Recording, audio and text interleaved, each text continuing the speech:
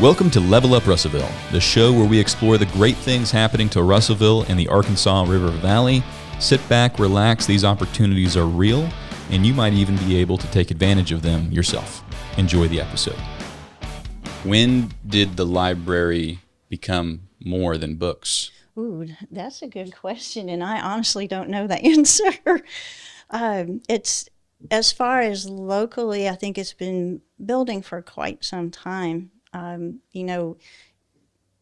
we moved beyond the card catalog, we started incorporating more technology, and our library has fax service and online databases and Wi-Fi that's available to the public. So I don't personally know like the history of that, but I know what you can use now.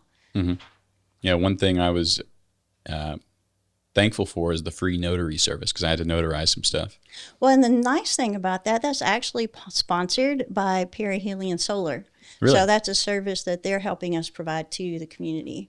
Very nice. So Andy, it's good to see him involved with the library. And Leslie she's usually there during business days. It's always a good idea to call ahead and make sure she's available, but it is, free because it's sponsored, and she's good at what she does. Yeah. So the library being books and more, let's get into the more. You talked a little bit about it. There's fax services, notary services. What else? When somebody doesn't think about the more, what should they know? So one thing is that we do have free Wi-Fi access, and of course that's available in the building with the computers. In Russellville, we have 6 computer stations, but all of our branches also have computers, and you can get on and do your email.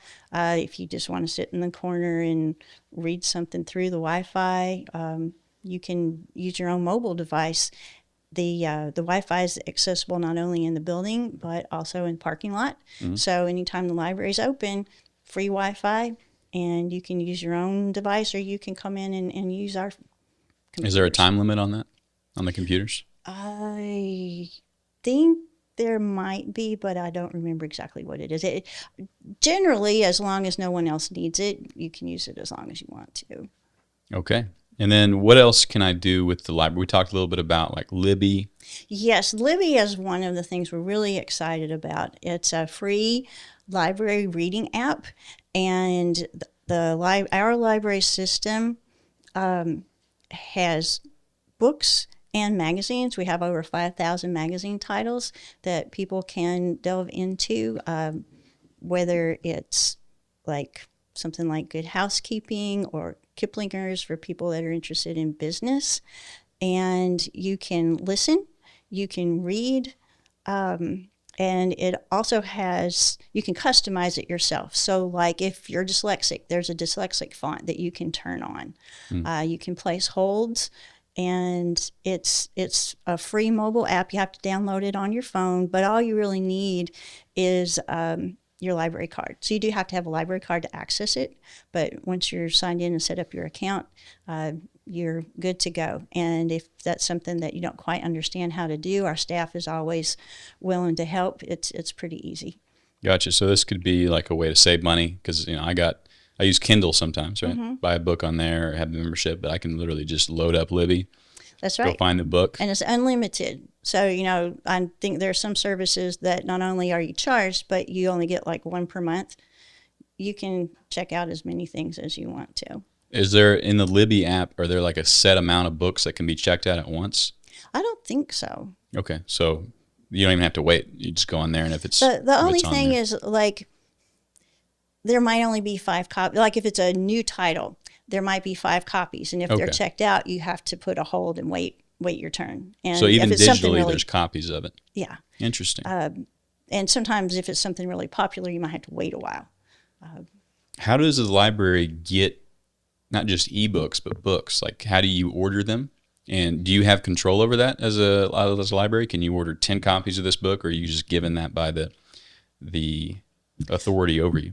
I'm honestly, I'm not sure on the eBooks, but as far as the print books, and Edna can speak to this because she's one of the people that does order in Russellville, there's a budget for each department, and so you're allowed a certain amount of money from the funds to spend on materials, but you have a lot of freedom as a program director to decide which titles you think would be helpful to the community or support a program that you are putting on. Okay. And each library branch makes their own decisions about which materials they'd like to purchase. Absolutely. Okay. So apart from Libby, what else can the community do at or through the library? Well, one thing we'd really like to let people know about is our homebound service program. So if you're not able to come to the library, you can apply. You need a library card, but all you have to have for that is, I think, proof of ID and proof of address. Mm-hmm. And then we can deliver directly to your house. So books, DVDs, and anything that's offered through the library that we would check out can be brought personally to your home. And then we also, through the Arkansas State Library System, we have an extensive database that's available 24/7. So if you want to come in and use it at the library, you can, but you can access it from our website at home. And there are all kinds of things available through that. There's a program called Pronunciator. If you're interested in learning a language, that's free to you because it's provided from the state library and it's funded through federal money through the Institute of Museum and Library Services. And it's got some really great resources. Like if your child is doing a report, World Book has a lot of information that's written on a child's level for different ages. So there's some early learning, there's some elementary learning, and it can be used, not just, it's a good solid resource. And so instead of just like Googling it and not knowing whether the information you're getting is accurate or not, you can use this World Book and it's good solid information. Okay. And how's that information curated? Do you know much about that? Who puts it together? Well, World Book. World Book? Mm-hmm. Okay. Well, for that particular database, yes. There's quite a few databases on here, and we'll put that on the screen. There's, everything from different countries' news streams, African American heritage, to military databases. Medical, science. There are some programs that are available through Ancestry, and that's something a lot of people are interested in. So Heritage Quest Online is available through our website on this database set, and you can access that from home. There's also one called Ancestry Library Edition, and that's only available in the libraries, but it is available at all 4 of our libraries. So if people want to do some genealogy research, that's a great resource for them to have. Is that something, I haven't done any genealogy research. I know a lot of people do. They use 23andMe, I think it's called, right? That service where they send in their DNA. So how can they use the Ancestry database? Does it replace that, or does it just supplement it? Well, Ancestry does do the DNA testing, but this is more about genealogy research and history research. So like birth records, marriage records, immigration records, things like that. Okay, absolutely. So what else does the library do? I know you'll have some homeschool programs. We do. Which isn't the homebound, but homeschool. Homeschool, that's right. We have a very active homeschool program. We kind of call it Homeschool Tuesday.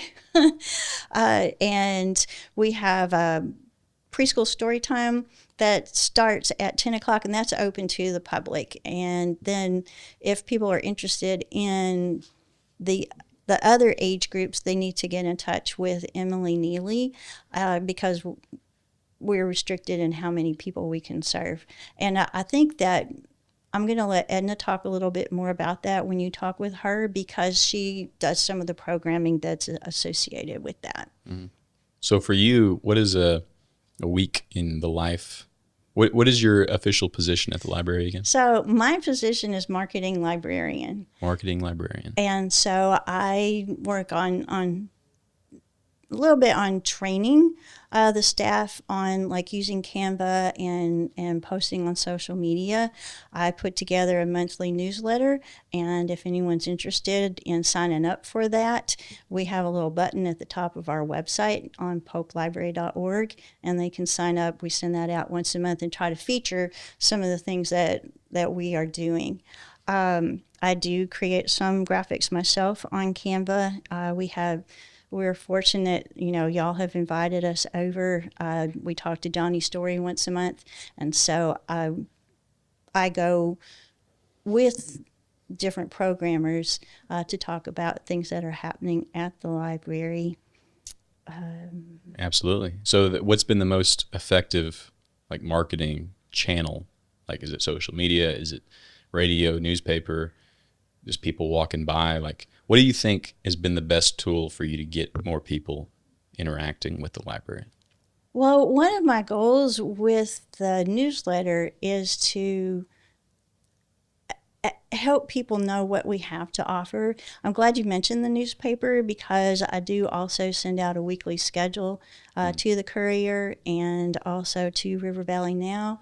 And some of the other local outfits. Actually, Russellville Tourism puts out a monthly schedule for the Russellville Library. As far as most effective, I can't honestly say. I really think still word of mouth is probably one of the most effective. I mean, we do get a lot of engagement with our Facebook page. I'm not really sure how much of that translates into people coming in, but it is a really good outlet to at least let people know what's available at the library. Our website is another thing that we've been working on. We're getting ready to launch a new calendar program that will allow us to share more details about our upcoming programs. Right now, we just use the free Google Calendar, and so it'll have a title, but that's about all that you can see. So we're hoping to get people to engage more with our website, because there's a lot of content there already, but the calendar should be a lot more helpful. And then that way you know where to find things, because one of the challenges with Facebook is, it's the feed. And like maybe you saw something about a program last week, but then when you go back to try to figure out what it was, you might not find it again. The photos are still there, and it is there, but it's not quite so organized. So that's one of the big benefits of having a website is it's always there, and you can locate things on it. Absolutely. And if y'all have seen this podcast, let them know you saw the podcast. I think that for us and just other businesses around here, it is hard to attribute where people come from, because they may see something and that kind of keeps you top of mind, but then they may talk to somebody, and what actually brings them in, we don't know.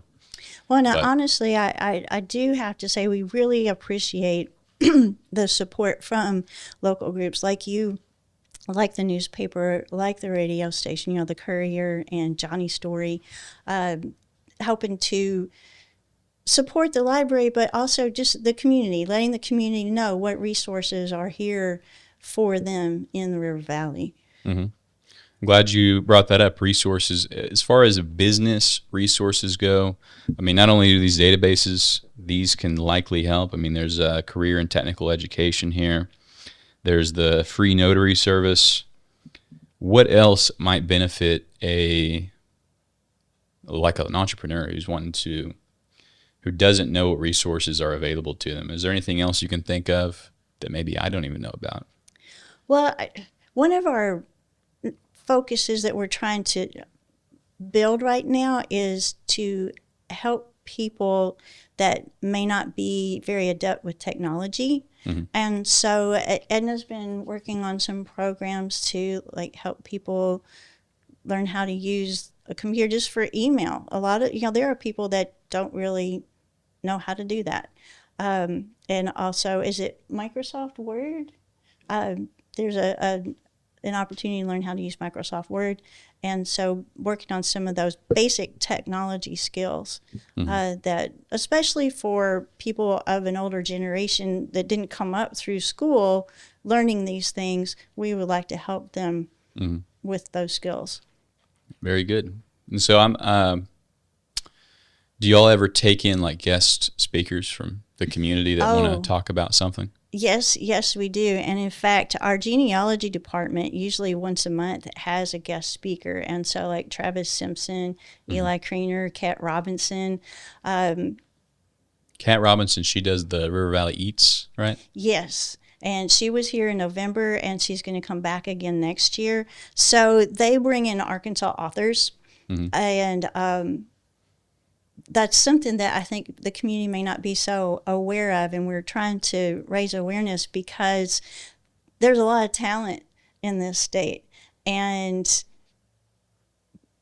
people might be interested to hear Kat, but if they don't know she's there, it just kind of passes by. So I was talking about that with someone yesterday. There's a lot of people here, absolutely like really talented and experienced people. And I think what happened, the reason why like maybe my generation and those around me don't think about that is because while we're on our feed, we see a lot of stuff from other places where there are also talented people. You know, they congregate in Silicon Valley, for example. It's not that we don't have those people here. It's just that when we're on our phones, we don't really see that as much. So that's part of what we want to change too, just to make video content, because that's the thing that's most engaging, at least as people browse social media, and show that there are those people here. And that's what this place here, the Co-Create Hub, is about too. So I'm really glad we're right across from y'all. We are too. We're very close to the library. Afterwards, let's talk about maybe setting up an event. I know this cybersecurity firm that would love to talk about like online safety. There's all these phishing scams. I'm sure you get those all the time. So maybe we can discuss that after. But. Well, Edna would probably be a good person to talk to about that because she manages our adult programming in Russellville. And like we do have 3 other branches, and some of them might be interested in having y'all come out there sometime too. Sounds good. I'm not sure if I mentioned it, but we do have a library in Atkins, a library in Hector, and the Hector library is directly across the street from the school. So like if parents are coming to pick up their kids, they could come hang out at the library, or they can come to the library afterwards. And then we also have a very active library over in Dover. And each one of our branch libraries is a part of their local community, and that's a really neat thing to see the dynamic between the library and their local community. Okay, so before we talk with Edna about the programs, I have a question about right next door to the library, there's that, I guess, the original library. What is that building used for now? So that's called Heritage Hall. We do programs there, and it's also available to the public.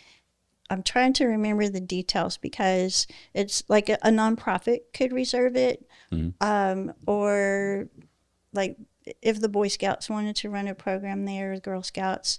It's not available for like birthday parties or business events or political party events, but it is available to the general public for like public activities. Okay. Yeah, I remember we had some sort of like family gathering there years and years ago.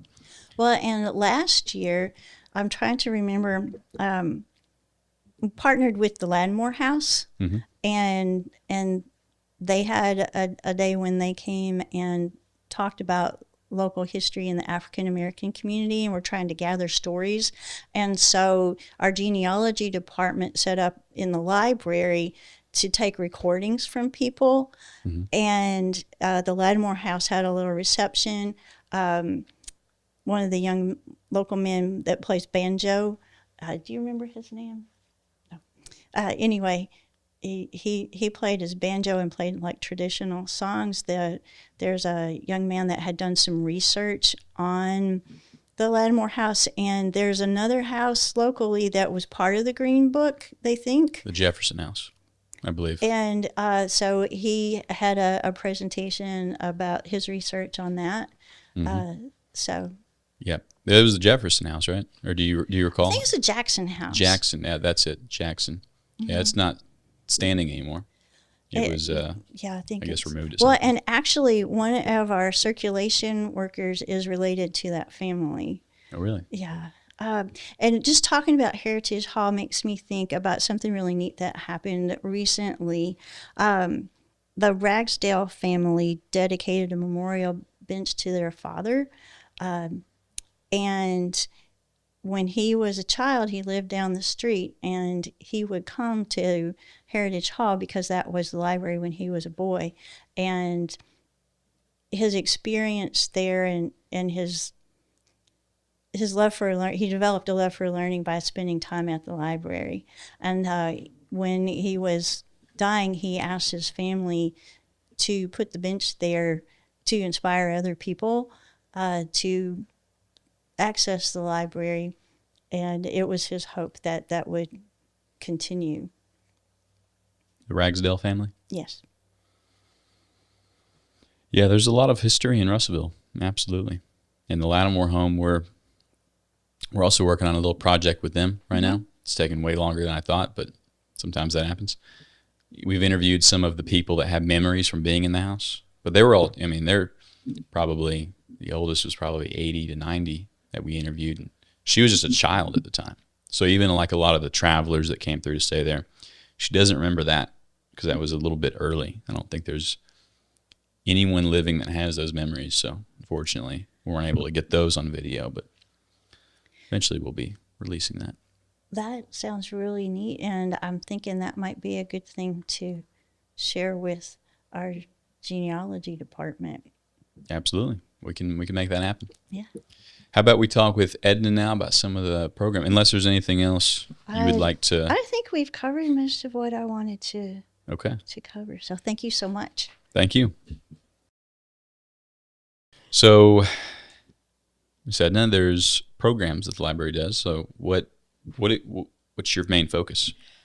Oh, technically, my main focus is teens, young adults, and adult programming. So anyone over 19, we count 19-year-olds as teen at the library as well. So that's my main focus.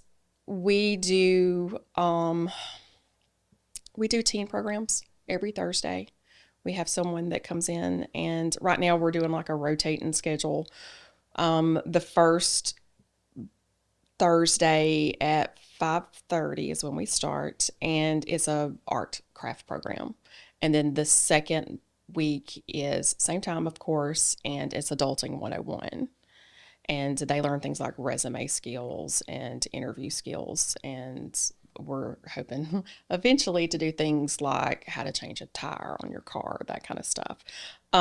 We also do Teen Advisory Board, where teens can come in and actually give their input on what kind of books we purchase in the young adult section and what kind of programs they want to see.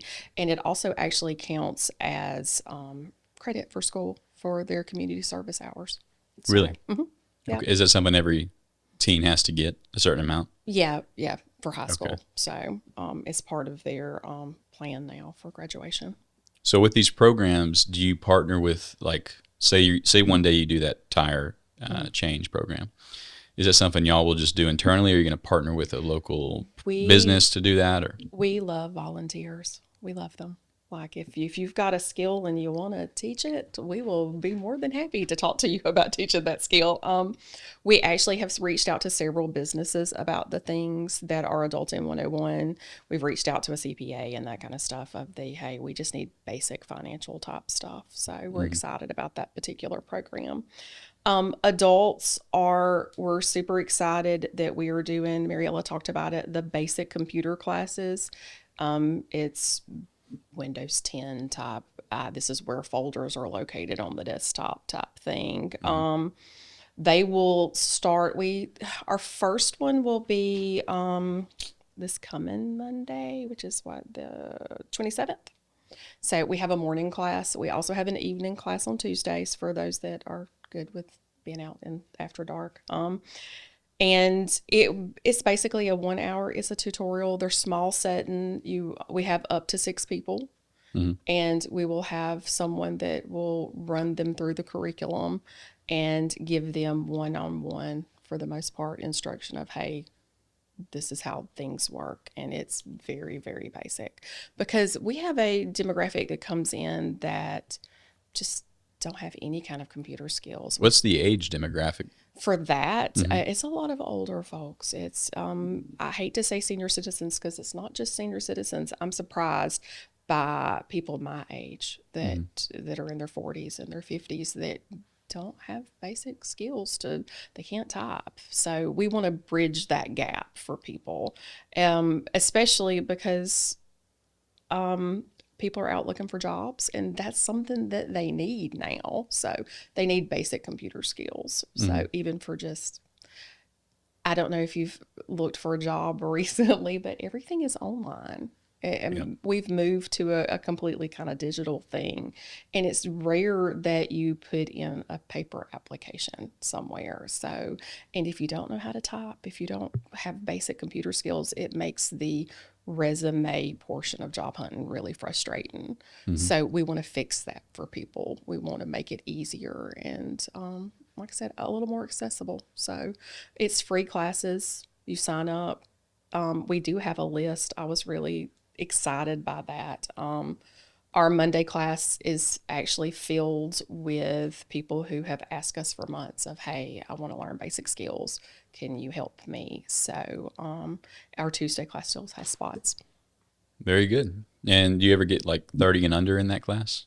Is there the rare occasion? I have not seen anyone at that age sign up yet. So I feel like, I grew up on a computer. Yeah. So sometimes I forget. Forget that other people haven't, but that's just... In conjunction with that, we also have every second Wednesday of the month, we have Borrow a Librarian. And basically you could make an appointment with someone at the library if you're having trouble with connecting to Libby on your mobile device, or if you just aren't sure how your iPad works, we will have people sit down with you for 15 to 30 minute increments and walk you through the process of, hey, this is how we do it. And we're hoping that more people learn about that too, because it's not limited to just technology. We have a great genealogy department. Leslie and Morgan are fantastic when it comes to teaching others. They're actually doing an intro to genealogy right now. That's the third Thursday of every month. So if you want to learn how to use Ancestry.com, if you want to know where to start researching your family history, it's a good resource. I have a prediction that just as time goes on, even now, like there are probably 20 and unders that probably don't know how to type that would benefit from typing classes. Probably. Because now everything's moved to a touch screen, but you still need to know how to type when you get into a career. Yeah. And I've actually encountered some that just rely on the touchscreen interface. And so I bet it's just a matter of getting that audience to realize that's a problem that they're going to run into. Yes. And like I said, we're trying to figure out ways to, I hate to say it, the library is just not where people, their first thought at that, as a teenager, as a tween, which is like 9 to 12, we're just not the place that people want to go, because a lot of people don't realize what we have. They don't understand the kind of resources that we have, and they don't understand either. I think that it's not just books. We are books and more. We are services. We're programs. We have technical programs, but we also have things like we have a once a month yoga session at lunch that you can do. We have Saturday programs. We have story times. We have teen just hangouts. We have every Tuesday after hours, we have an adults programs, crafts. We have something called Social Circle where people can bring in their crafts and work with other crafters. And while that is happening, we also have a tween club that meets so that parents can come in and socialize within their little group, but tweens also have a place too to socialize. There's more going on there than I think a lot of people realize. And when I've only been at the library for about a year, and when my husband was telling people that he knows, hey, that my wife has went to work at the library, and someone that was my age, was in their 40s, was like, the library is still open? And I was appalled. It's like, yes, the library is still open. Wait, what? So I think there's still maybe a small demographic of people who don't even realize that we're here in town, that they're still, because it's just not, we're digital. Yeah. And the way that, whether you want to accept it or not, everyone online competes with everybody else for attention, right? Yes. So you're literally competing with like Hollywood, Mr. Beast, like all these people making these crazy videos and people don't, even us, like here, we're competing with that. Yes. And I've grown up in Russellville my whole life. And yeah, there's a long period where I never even thought about the library. Yeah. Or really anything around here locally, because I was spending all my time on a computer doing remote work, working Right. online. Right. Never really thought about anything around here. So it is a challenge. And if you are a reader, of course you know about us. But if you're not a reader, I think a lot of people just assume it's books and there's nothing there for me. And we would like to change that perception, that there's tons of things there. And if we don't have something that you think we need, we are open to any kind of suggestions. Like I said, we're doing yoga. We have partnered with Express here in town, and we do a quarterly job fair. Like we want the community to know that we are here and that we are serving them. So, and that we want what's best for them program wise, what fits what they want to see in Pope County. So let's talk about some of the more books and more. There's programs. What else though? There's the Library of Things. Yeah, the Library of Things is fantastic. At our branch, you can come in. We've got like a binder that you can look through, and we have everything from shovels and rakes to, we have a pressure washer that you can check out. We have a grill. We have pans and pots, and we have a bicycle pump so that if you're riding around town and you get a flat tire, then you can come in, and that one gets used a lot, randomly enough. And those are free things to patrons. Like you come in, I think you get a week with them. You check them out, you bring them back. We have, everybody is making their own shirts and stuff. We have heat presses now that you can check out, so that if your heat press goes out and you don't want to run out and get a new heat press, you can come to the library and check one out. So yeah, it's one of my favorite things to promote, because we also have books that tie into a lot of the things that we have at the Library of Things. So it's a fun thing to promote for me. Absolutely. So Library of Things, books, programs. Is there anything else under that more category? Besides I think Mariella talked about, we have a notary. We have things that are story times, that you can bring your child in 2 times a week in the mornings, and it is a really engaging. We've got really great children's librarians. They do story time. It's a craft. We also, Mariella touched on homeschool. Homeschool is huge with us. Tuesdays, if you are coming into the library on Tuesdays expecting it to be quiet, it is not. We have teen groups and a tween group. They do everything from little small science projects to art classes. We use the building next door Heritage Hall. Y'all talked about that. Homeschool meets there on Tuesdays because it holds the group. They're spread out between us and the main building, and there's chess classes. There's robotics too, right? Something like that? Yeah, we have a VEX group. VEX. And that's really, really, it's one of those things that if we could get more help with that one. That's another one of those we desperately need volunteers. We have the desire to expand it, but not my thing. So I'm constantly looking for people of, hey, that are interested in coding, that want to volunteer their time. We love that. All right. So volunteers, if we could just maybe anything that jumps to your head, because some of our audience are business people in the community, business owners, and you may just mention something they're an expert at and they'd like to volunteer. So coding, what else? Financial, that is a big thing. From teens and up, we have a lot of people request things like investing and budgeting. We talked about the technology thing, cybersecurity. We have lots of people who come in and bring their phone to us and go, is this gonna hurt me if I click on it?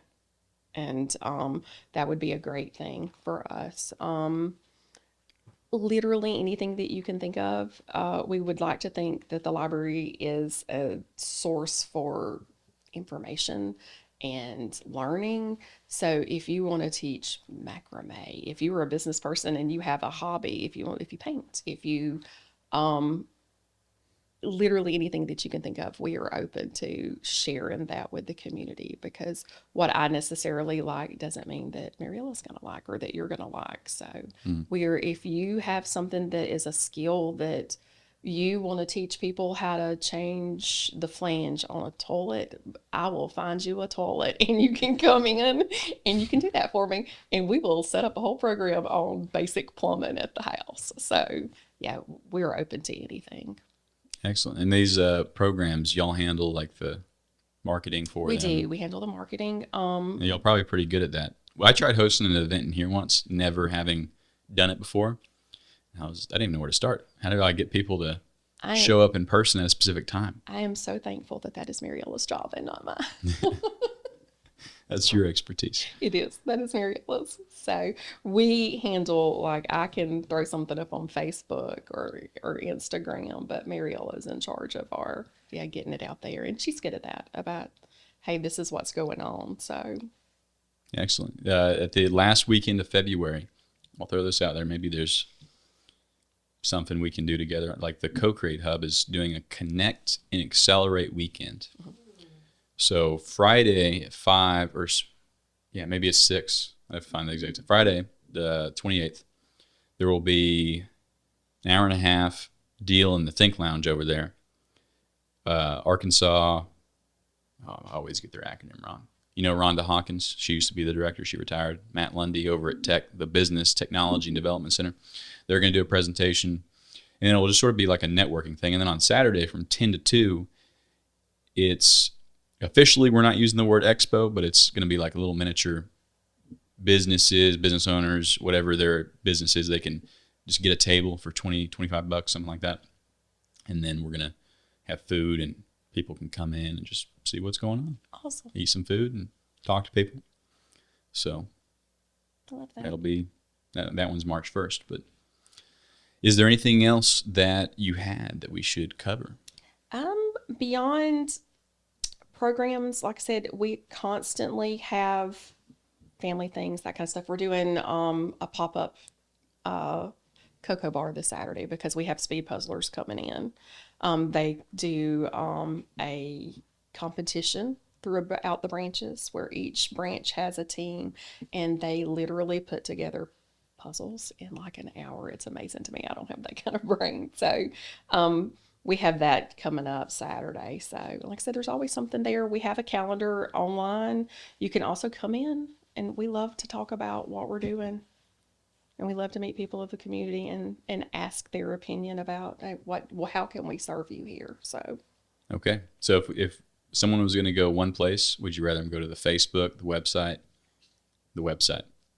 And the website is Pope County, Pope Co Library? No, but popelibrary.org. Popelibrary.org. Mm-hmm. Okay. Excellent. Well, thank you so much. Thank you. Thanks, both of you.